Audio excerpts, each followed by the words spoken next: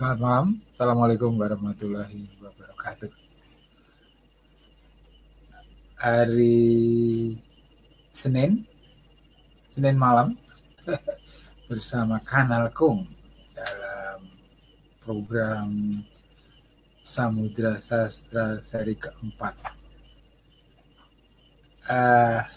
Di dalam ruang ini kita nanti akan berbincang-bincang dan apa saja lah yang berkaitan dengan sastra. Mungkin saya membacakan beberapa puisi dari penulis-penulis yang saya merasa tidak cukuplah hanya dibukukan, tetapi juga dibacakan sehingga sebarannya lebih meluas, ya. Dan karena acap kali sastra berkaitan erat dengan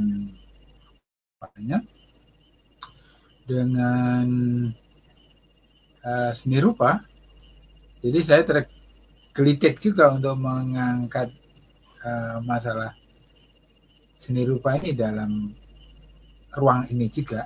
Ya. Di antaranya yang saya ambil adalah mengenai sketsa. Ya, sketsa.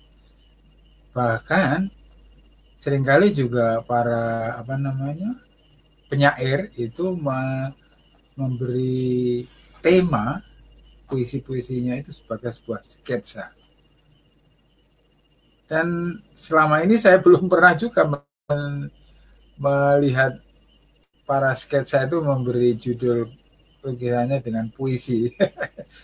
Mungkin karena mereka merasa bahwa sketsanya sudah puitis, jadi mengapa harus diberi judul puisi? Nah, gitu ya.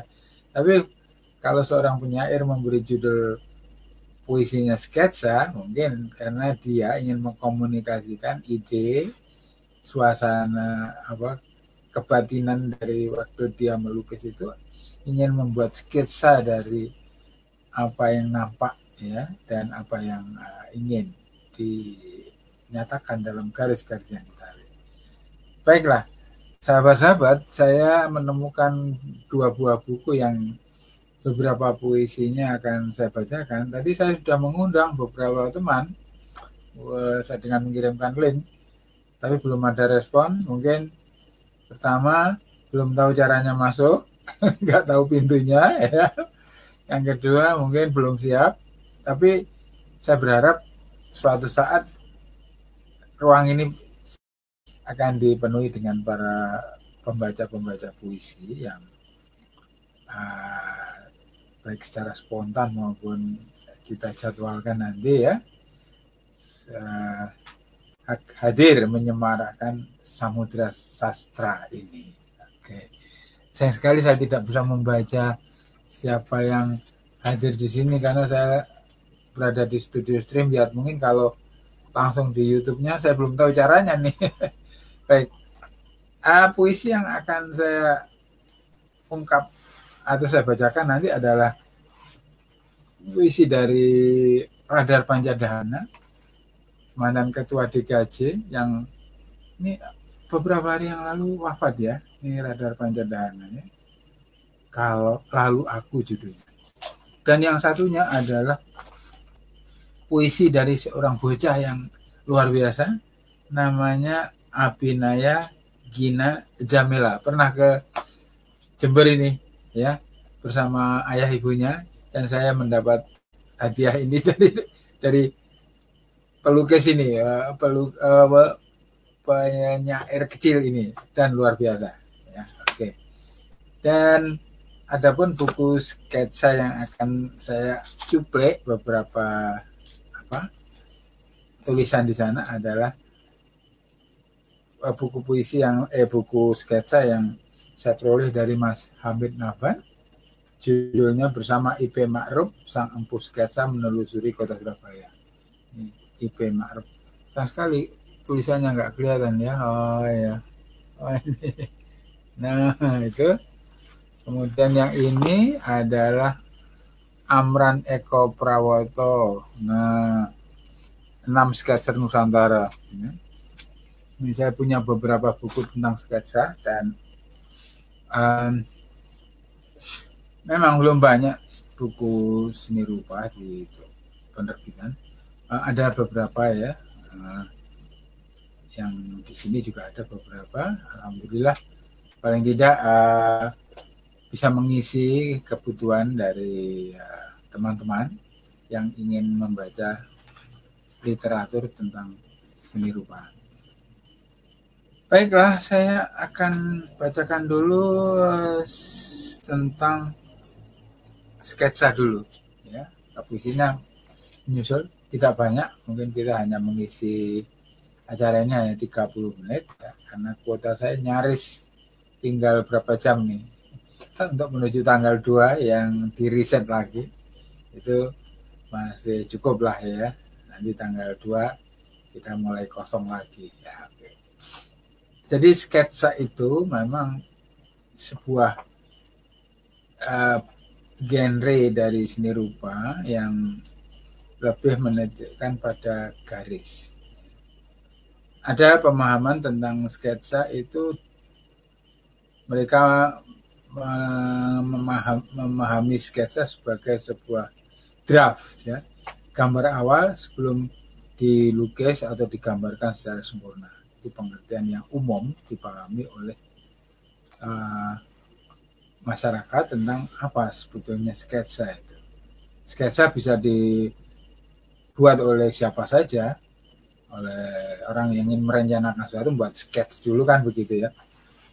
Berbeda dengan di kalangan para pelukis atau perupa, sketsa itu punya makna khusus, yaitu sebuah karya seni rupa dengan menggunakan media grafis ya. Media grafis itu bisa berarti pensil juga bisa, arang juga bisa ya, kemudian tinta dan kuas ya itu. Dan pada umumnya sketsa itu bentuknya hitam putih. Ada juga yang tidak menggunakan kuas tapi menggunakan pena ya, pena. Nah, memang masing-masing mempunyai kelebihan dan kekurangannya. Pena cenderung garisnya itu tidak bisa tebal tipis ya, tapi memiliki elastisitas yang bagus juga. Sementara kalau menggunakan kuas itu lebih fleksibel karena garis bisa dibuat tebal tipis dengan cara menekan kuas ya. Beberapa pelukis suka menggunakan kuas Cina karena kuas Cina itu plastis, jadi bisa tebal, bisa tipis. Nah, konon di sana, di negerinya atau di Jepang atau di Cina ya, itu digunakan untuk menulis ya, yang istilahnya pektografis, lukisannya itu dengan bentuk kaligrafi ya, kaligrafi. Nah, itu sebuah genre yang tersendiri. Kalau di Jawa menulis aksara Jawa tentu tidak menggunakan kuas tetapi pena ya, karena karakternya berbeda. Huruf Jawa tidak tebal tipis ya. Atau yang tebal tipis umumnya adalah huruf Cina ya, Jepang, kemudian Arab. Nah, Arab itu kaligrafisnya bisa ya. Nah, yang kedua, sketsa sebagai karya seni yang mandiri, ya, otonom. Nah, dia yaitu tadi yang esensinya terletak pada garis, ya, garis dengan karakter yang dimilikinya. Kita tahu garis itu ada garis melintang, ada garis tegak, vertikal dan horizontal. Kemudian ada garis yang diagonal. Jadi masing-masing garis itu punya karakter sendiri-sendiri. Garis horizontal bersifat transenden, anggun, berwibawa, seperti itu kan. Seperti kalau Anda berdiri di tengah hutan pepohonan, itu kan Anda merasa kecil, ya kan? Anda berada di gedung Mahkamah Agung yang tiangnya gede-gede seperti itu ya, kita merasa kecil. Nah, karakter dari garis tegak seperti itu. Jadi ketika ingin menghadirkan keanggunan, kewibawaan, maka garis-garis vertikal itu mewakili dari ekspresi untuk menunjukkan hal itu. Kemudian garis horizontal itu mengungkapkan suasana yang lapang, ya, luas, dan ya itu horizontal gitu ya. Sehingga ini bisa kita rasakan ketika kita berada di pinggir pantai, ya. Di depan kita ada horizontal, di belakang saya itu ya, gitu ya. Ada garis cakrawala yang horizontal, ya. Kemudian kita ke sawah juga, garis-garis sawah yang horizontal. Berada di dalam suasana seperti itu yang kita rasakan adalah suasana lapang. Jadi ini bisa dimanfaatkan untuk menciptakan suasana. Untuk berada di ruang yang sempit, kita banyak menghadirkan garis-garis yang horizontal. Ya.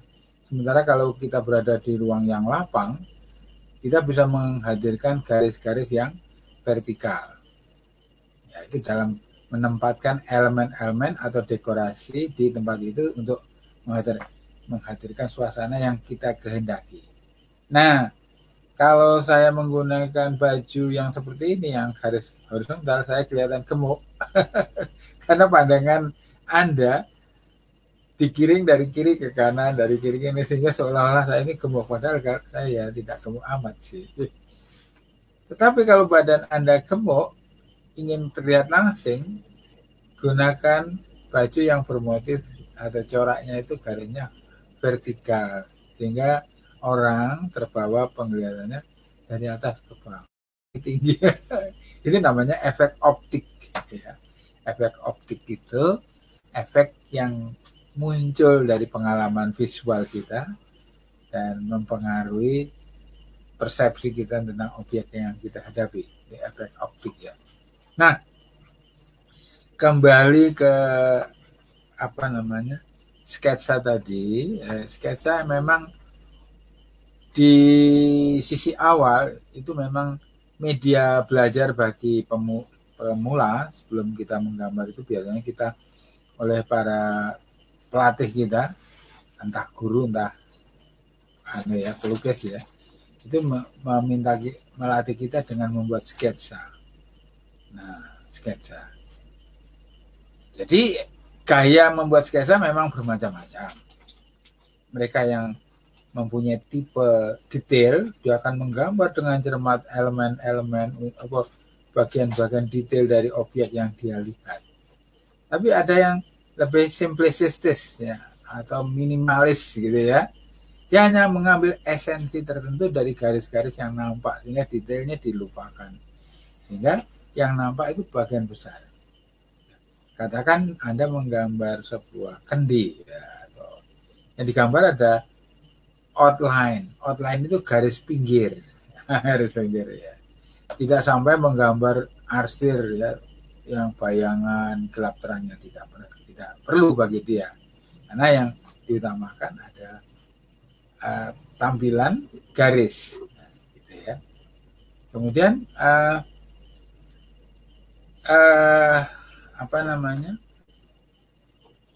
sketsa itu bisa kita terapkan di dalam menggambar apa saja, objek yang alami, ya, bentuk-bentuk benda yang hidup. Benda yang hidup itu misalnya ya binatang, manusia, itu bisa juga kita buat gambar sketsa, ya. Terus ada pertanyaan, apa bedanya sketsa dengan gambar? Nah, di situ bedanya, persamaannya dulu, ya. Persamaannya adalah dua-duanya adalah jenis lukisan grafis. Grafis itu yang dilakukan dengan garis, ya. Garis itu bisa dibentuk dengan pensil, ya, hitam putih atau berwarna sama saja, ya, krayon, bahkan dengan kuas. Nah, jadi produknya kalau grafis itu garis. Nah, kemudian apa bedanya dengan lukis? Nah, lukis itu menggunakan cat. Nah, jadi sama-sama menggunakan kuas, tekanannya melukis itu tidak semata-mata pada garis, tetapi pada bidang, warna, dan sebagainya. Jadi kalau ada karya seni rupa yang menghasilkan garis, arsir, dan sebagainya, itu bisa dua kemungkinan. Satu itu sketsa, bisa satu gambar. Nah, bedanya dengan gambar apa? Sketsa. Ya. Bedanya bahwa sketsa itu simplistis ya, gambar bagan yang tidak terlalu detail, tapi menggambar lebih detail lagi, dan seringkali penggambar itu menekankan pada kemiripan dengan objek seperti itu. Oleh karena itu seringkali dia mengungkapkan dimensi dari gambar itu dengan dusel, gambar halus ya, sehingga cahaya itu bisa mengesankan dari objek yang digambar itu 3 dimensional. Sementara sketsa tidak menghendaki terlalu detail, tetapi esensi yang ada yang dipentingkan adalah garis itu sendiri dengan segala macam karakternya. Nah, itu. Dan di Indonesia ada beberapa yang saya kenal itu pelukis sketsa yang handal ya, dari periode yang lalu. Kalau periode yang baru saya tentu tidak bisa mengikuti lagi karena begitu banyak jumlahnya dan media seni rupa itu tidak banyak ya. Yang lama yang saya kenal misalnya I.P. Ma'ruf, kemudian Nashar ya, Rusli, Zaini, kemudian ada lagi ya, siapa itu yang lama-lama, yang sekarang rata-rata sudah nggak ada, sudah wafat ya.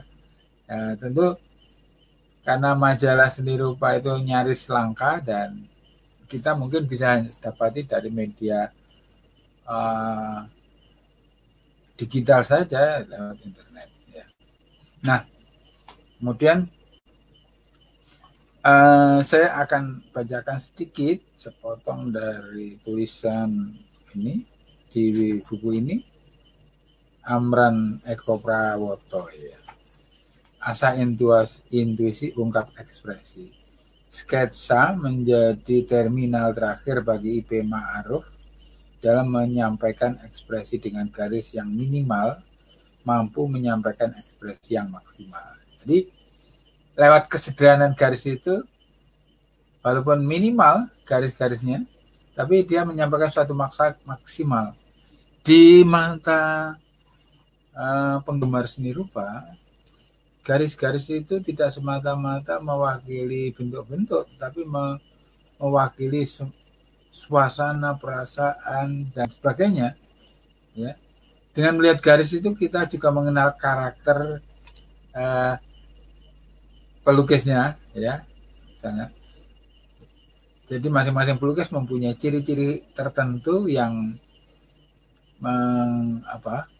menjadi gaya ya, mewakili pribadinya itu. Ya. I.P. menekankan bahwa kejujuran menjadi hal utama dalam berkarya, tanpa itu yang terungkap hanyalah sebuah kebohongan. Sebab karya seni adalah ungkapan yang terdalam dari rasa dan intuisi. Dalam perjalanan keliling dari satu daerah ke daerah lain, sebagai upaya untuk mengenali Nusantara serta mencari apa yang ada dalam diri dan apa yang ada di luar diri, serta menemukan rasa memiliki. Nah itu, jadi memang pelukis itu suka berkelana dengan membawa alat-alat lukisnya ke luar ya, di pantai, di gunung, di pasar ya, dan menemukan objek-objek untuk diabadikan dalam garis di tempat-tempat itu. Dan ini ya, saya beruntung mengalami suasana seperti itu dan bisa menikmati. Hanya memang tiap orang mempunyai ciri khas yang tidak sama, ya, ada kecenderungan yang lebih bersifat visual, ya. Jadi sangat cermat sekali mengamati objek-objek yang dilihat itu. Sementara ada juga yang lebih simplistis, ya, melihat secara sederhana itu. Saya mengalami sesuatu yang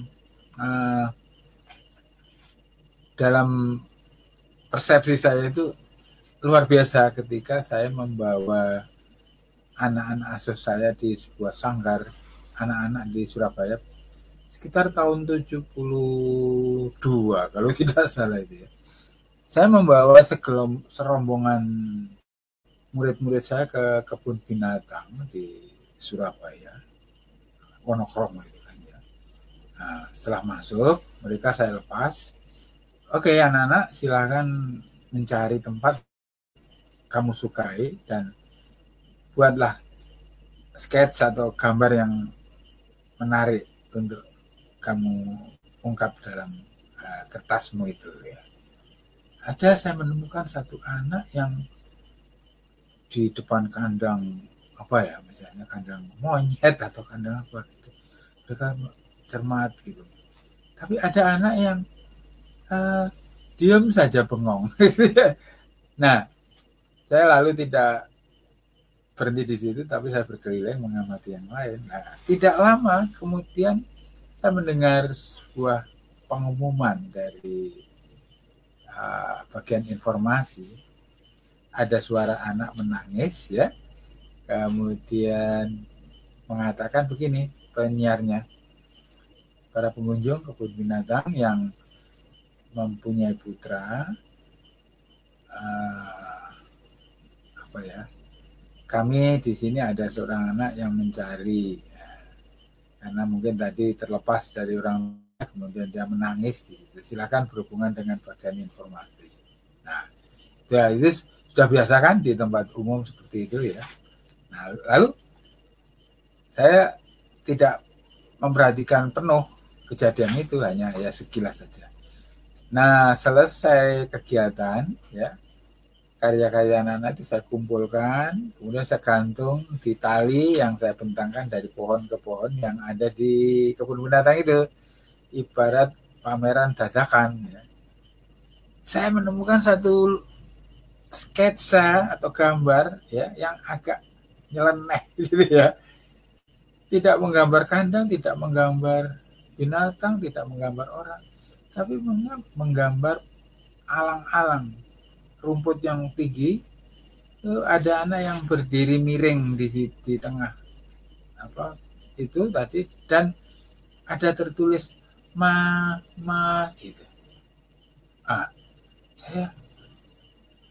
Saya tidak berpikir panjang, ya. Oh ya, ini mungkin dia lama-lama waktu itu sudah lewat, saya tidak mempunyai kesimpulan apa-apa terhadap kejadian itu. Baru saya menemukan hubungannya dengan ketika saya membaca sebuah artikel di sebuah majalah psikologi, bahwa tipe anak itu ada tipe visual dan satunya tipe auditif. Nah, ya, yang tipe visual itu mampu mendeskripsikan apa yang dilihat itu dengan cermat. Itu sangat detail sekali. Ibaratnya dia punya kamera di matanya, gitu kan, ya. Tetapi yang ini, yang anak yang tipe auditif ini mempunyai kamera di telinganya. Jadi rangsang auditif bagi dia lebih menonjol ketimbang rangsang visual. Sehingga pengalaman mendengar itulah yang diekspresikan dalam garis itu. Hebat kan? Luar biasa kan? Lalu saya sadar, oh, jadi tidak semua orang itu bisa menggambar, tidak bisa tertarik untuk mengungkap secara pengalaman visual, tapi pengalaman auditif juga. Oleh karena itu jangan keburu underestimate, memandang rendah ketika ada anak yang saya kok nggak bisa gambar ini. tapi bisa gambar abstrak ya. Itu bukan sebuah pelarian, tapi memang tipenya itu tipologinya seperti itu ya. Dia lebih tertarik untuk mengeksplor apa yang ada di inner self-nya itu. Inilah saudara. Jadi kita mencoba memahami apa yang kita lihat itu dengan lebih jauh lagi, dan sebisa-bisa kita mengadaptasi apa yang dia miliki. Baik, itulah sekitar catatan mengenai ini. Nah, sekarang tibalah saatnya saya akan membacakan beberapa puisi. Walaupun sebetulnya saya tidak ingin memonopoli ya, Anda bisa juga menjadi tamu saya dengan menghubungi dulu nanti gimana ya, kita briefing. Baik, saya akan bacakan puisi dari ini, Resep Membuat Jagat Raya. Judulnya saja sudah mengerikan. Saya harap nanti ketika saya share di grup WA ini, ibu bapaknya mau ikut membaca, karena saya sering menemukan beliau itu juga membaca postingan saya. Oke.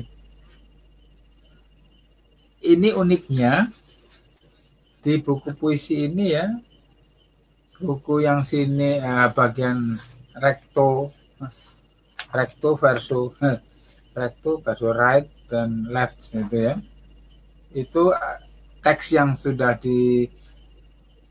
dituliskan dengan huruf ya, huruf Times New Roman apa ini ya. Terus yang di sini tulisan aslinya dia yang dijadikan ilustrasi, keren. Ya, baik, saya akan bacakan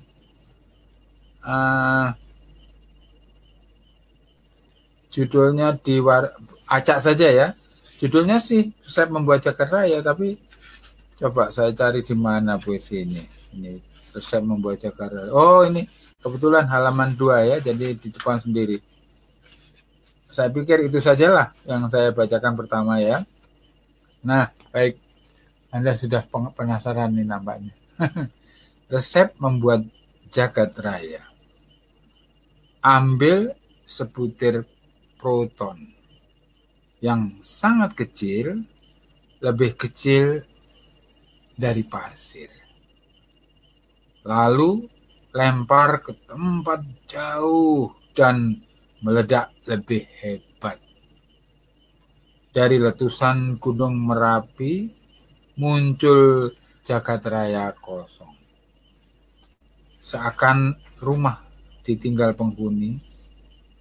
3 menit kemudian bumi dan matahari dan planet-planet dan meteor bermunculan, jatuh di bumi sekali tanpa ampun. Bumi kesakitan, menangis menjadi air laut, dan muncullah bulan dari debu bumi, dan aku tak bisa ke matahari dengan suhu 10 miliar derajat. Jadi kita kadang-kadang kaget ya dengan bacaan-bacaan yang mereka pernah baca itu. Mereka meramu pengalaman-pengalaman itu dalam alam pikiran, dan secara spontan itu menjadi sesuatu yang ajaib. Itulah dunia anak-anak yang seringkali kita tidak memahaminya, tetapi di luar apa yang tidak kita bisa pahami itu ada sesuatu yang luar biasa. Oke. Baik, saya akan ambilkan satu lagi. Nah, ini peristiwa biasa sebetulnya ya. Wafer. Ibu membeli wafer seperti petak sawah yang kering. Dan wafer itu dari Inggris. Aku memakannya. Rasanya aku pergi menonton TV besar. Wafer makanan orang Eropa. Saat minum teh, adonan dituang ke cetakan seakan air terjun. dan dipanggang hingga berwarna, daun kering, daun baunya wangi. Lalu wafer ditaburi coklat, es krim, keju, stroberi, seperti hiasan sandalku. Aku memakannya lagi. Rasanya aku naik sepeda. Apakah di sekolah anak-anak bisa membuat puisi seperti itu? Sebetulnya bisa. Cuman masalahnya bagaimana atmosfer di kelas itu diciptakan. Jadi ketika mungkin kita terlalu banyak memberi rumus, maka anak-anak malah terbelenggu. Ya, karena kita menganggap bahwa puisi itu harus mengikuti kaidah-kaidah tertentu yang ketat. Padahal ketika imajinasi itu dibiarkan liar, ya, karena puisi itu sebetulnya memiliki kemerdekaan yang luar biasa, dan logika mengikuti saja sesudahnya, karena di dalam ketidaklogisan itulah rahasia itu tersembunyi sebetulnya. Tetapi ketika kita terbalik, semua sudah kita nalar, kita ini kan kita arulkan, akhirnya puisi tidak memiliki makna apa-apa kecuali deretan-deretan kata yang rapi, yang seperti itu. Nah, marilah kita mulai dengan sesuatu yang chaotic begitu ya.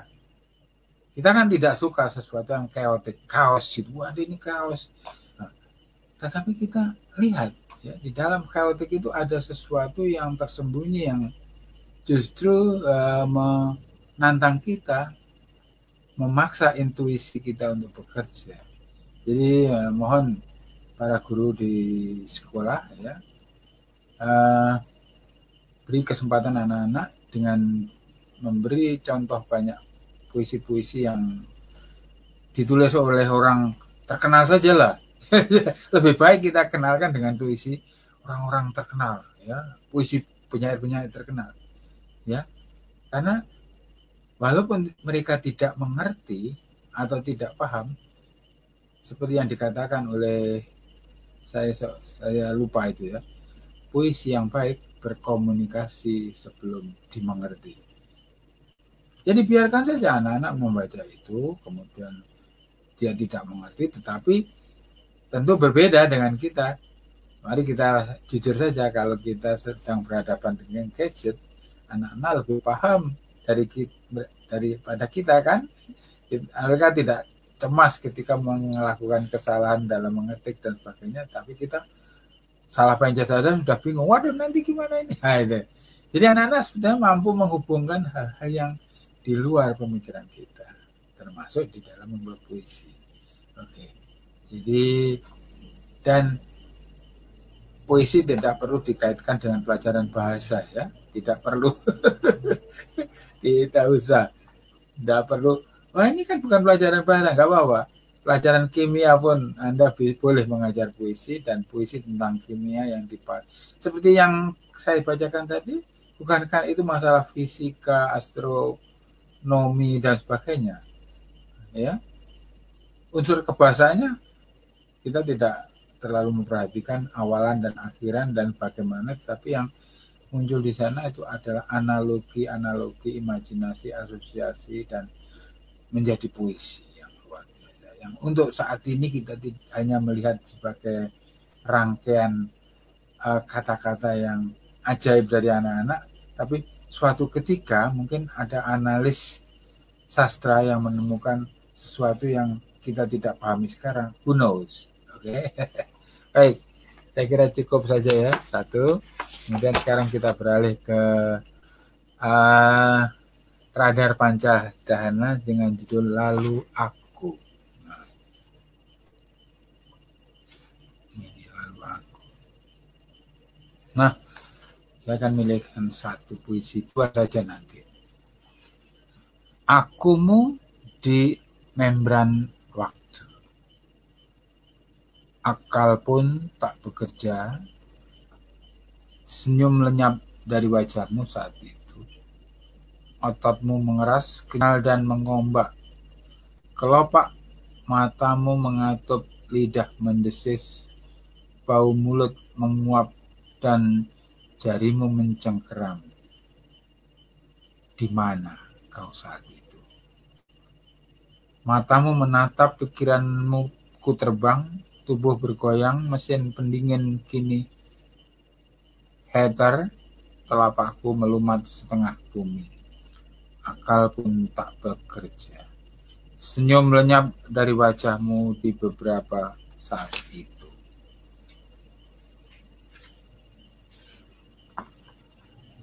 Sekonyong-konyong, tiap pori bergetar, goyang-goyang kepaklang, mata mengatup rapat, gigi menyakiti bibir, tubuhmu batu, hatimu keju.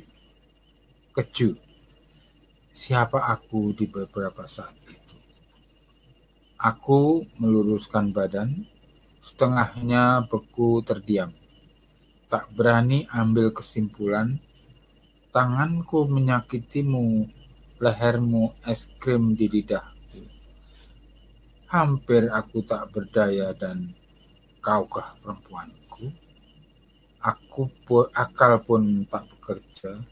Senyum lenyap dari wajah di saat akhir itu. Bencana inikah bencana? Matamu terbelalak, magma muncrat darinya semua beku, berdiri semua bulu.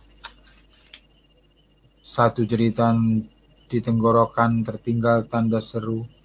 Bumi adalah Mars, merah dan panas. Adakah aku sebenarnya? Lagi jernih kepala. Sungai peluh meluap. Kata terbirit di jantungku, tak tahu di mana aku, kapan itu. Ku tatapmu dengan pejam yang kejam. Angin berhembus sekoci digoyang samudra. Benarkah kita bersatu? Akal pun tak bekerja. Senyum lenyap dari wajah saat yang senyap. Di detik akhir gravitasi kau jatuh lemah dalam alunan waktu diam dengan lamunan. Energi terakhir nalurimu berangsur lunak memelukku seperti magnet elektrik melumur semesta. Dalam bilik kecil hatimu, kaukah aku? Samudra eter, gelombang kecil abadi, jiwa kecil berayun di membran waktu. Kitakah bertemu? Siapa menemukan penemu? Akulahmu. Agak sulit memahami puisi ini. Mungkin perlu berkali-kali membaca dan seperti itu masing-masing penyair punya style yang berbeda. Ada yang sederhana mudah dipahami, ada yang seperti Taufik Ismail, kita mudah sekali memahami dan kita menangkap dengan tidak terlalu banyak perenungan. Tetapi misalnya Djoko Pinurbo itu unik sekali. Saya suka Djoko Pinurbo dan Anda bisa menemukan dengan mengetik Jokpin saja di Google, itu sudah bisa menemukan puisi-puisi Djoko Pinurbo yang sangat menarik buat saya. Dan mungkin Anda juga tertarik. Saya kira begitu, sahabat-sahabat. Malam hari ini kita bersilaturahim dalam Samudra Sastra edisi keempat. Dan mohon kalau punya tanggapan-tanggapan tertentu silakan memberi komentar. Dan syukur-syukur kalau untuk kelanjutan dari acara ini ke depan ya, Kanal Kom ini bisa mencapai status tertentu yang memungkinkan bisa berkembang lebih baik dengan jalan bertambahnya subscribernya. Jadi jangan lupa subscribe. Assalamualaikum warahmatullahi wabarakatuh.